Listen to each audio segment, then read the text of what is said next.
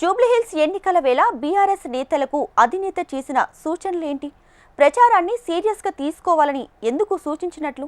జూబ్లీహిల్స్ పై అధినేత ఎప్పటికప్పుడు రిపోర్ట్ తెప్పించుకుంటున్నారా? జూబ్లీహిల్స్ గెలుపు కోసం ఎలాంటి సూచనలు చేస్తున్నారు? నేరుగా వారంకి టచ్లో ఉన్నారా? జూబ్లీహిల్స్ ఉప ఎన్నికలో గెలుపే లక్ష్యంగా ప్రతిపక్ష బీఆర్ఎస్ పార్టీ పక్కా ప్రణాళికతో ముందుకు వెళ్తోంది.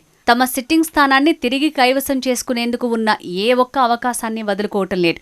బీఆర్ఎస్ అధినేత కేసీఆర్ దిశానిర్దేశంలో పార్టీ వర్కింగ్ ప్రెసిడెంట్ కేటీఆర్, మాజీ మంత్రి హరీష్ రావు తదితరులు రంగంలోకి దిగారు.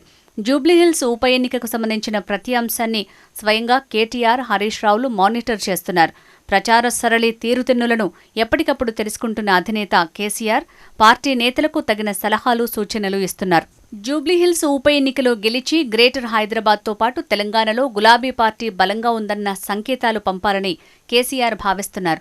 పైగా ఈ ఎన్నిక రానున్న స్థానిక సంస్థలు, ఆ తర్వాత జరిగే జీహెచ్ఎంసీ ఎన్నికల్లో తీవ్ర ప్రభావం చూపుతుంది కాబట్టి సిట్టింగ్ స్థానాన్ని ఎలాగైనా కైవసం చేసుకోవాలన్న పట్టుదలతో ముందుకు వెళ్తోంది బీఆర్ఎస్. జూబ్లీహిల్స్ ఉప ఎన్నికకు సంబంధించి బీఆర్ఎస్ అధినేత కేసీఆర్ ఎర్రవల్లి ఫామ్ హౌస్లో సన్నాహక సమావేశాన్ని నిర్వహించారు. అప్పటి నుంచి అధినేత నేరుగా ప్రచార శైలిపై ప్రత్యేక దృష్టి పెట్టారట. కొందరు పార్టీ నేతల వ్యవహారంపై కేసీఆర్ తీవ్ర అసంతృప్తి వ్యక్తం చేశారు. జూబ్లీహిల్స్ ఉప ఎన్నిక ప్రచారంలో కొంతమంది నేతలు చేస్తున్న సరదా పనులపై గులాబీ బాస్ కొంత అసహనం వ్యక్తం చేసినట్లు పార్టీ వర్గాలు చెప్తున్నాయి. ప్రచారంలో భాగంగా స్థానికంగా కొందరు నేతలు టిఫిన్ సెంటర్లో దోసలు వేయటం, అరటిపళ్లు అమ్మటం, హెయిర్ కటింగ్ సెలూన్లో కటింగ్ చేయటం వంటి పనుల పట్ల కేసీఆర్ తీవ్ర అసంతృప్తి వ్యక్తం చేశారని సమాచారం. ప్రచారంలో ఇలాంటి స్కిట్స్ చేస్తే కామెడీగా కాసేపు నవ్వుకోవడానికి ఉంటుందే తప్ప ఓటర్లను ఏమాత్రం ఆకట్టుకోలేమని కేసీఆర్ అభిప్రాయపడ్డారట. హరీష్ రావు తండ్రి మరణించిన నేపథ్యంలో ఎన్నికల ప్రచారానికి దూరంగా ఉంటున్నారు.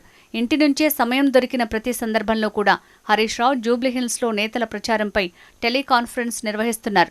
నేతలకు ఎప్పటికప్పుడు దిశానిర్దేశం చేస్తున్నారు.